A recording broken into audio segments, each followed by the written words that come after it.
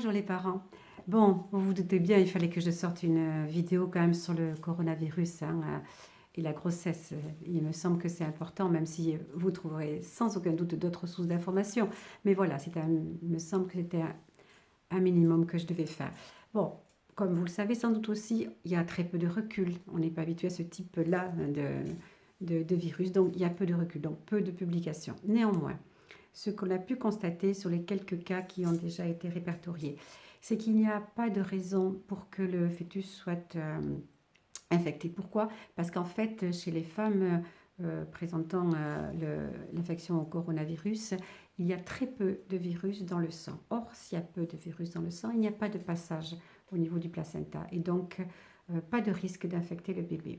C'est effectivement ce qui s'est passé lorsqu'on a pu examiner les bébés naissant de mamans ayant été infectés par le coronavirus. C'était des petits qui n'étaient pas contaminés. Voilà.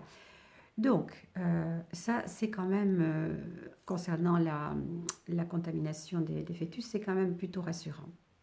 Maintenant, ce qu'il faut noter et ce sur quoi il faut insister, c'est qu'il y a un risque qui reste majeur pour les femmes enceintes infectées, comme d'ailleurs à propos de toute infection, quelle qu'elle soit, c'est le risque d'accouchement prématuré.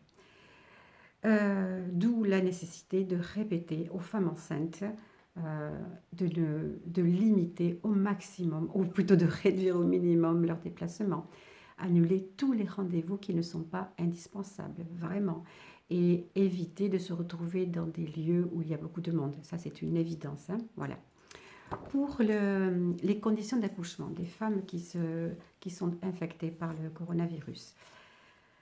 Alors, ce qui va être très certainement mis en place dans la mesure du possible, c'est qu'une sage-femme sera attribuée à cette maman du début à la fin de son accouchement. Donc, on va limiter le nombre de personnels soignants qui seront en contact avec cette femme.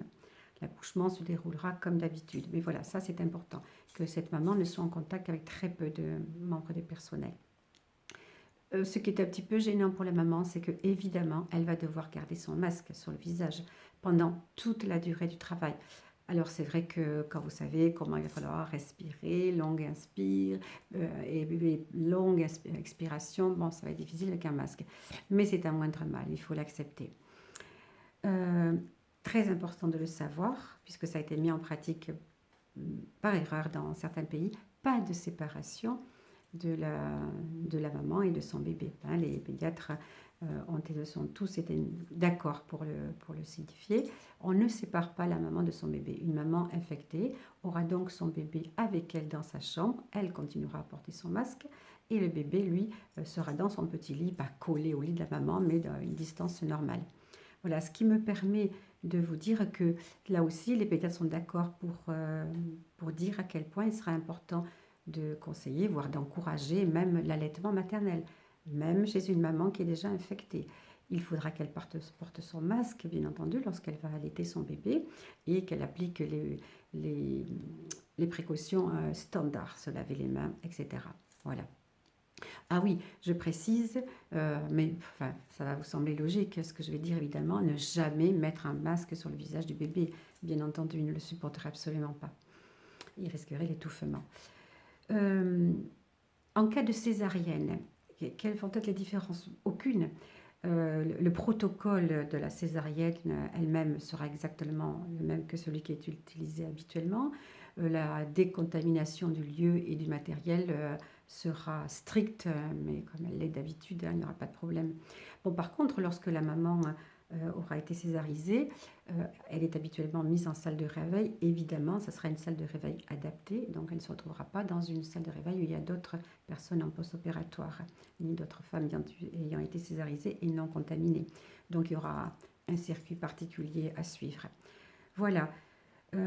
Et enfin, pour le postpartum, donc le court séjour à la maternité, il faut absolument éviter les visites de la fratrie, hein, les autres frères et sœurs et des grands-parents, a fortiori d'autres membres de la famille ou pas, à la maternité. Pas de visite.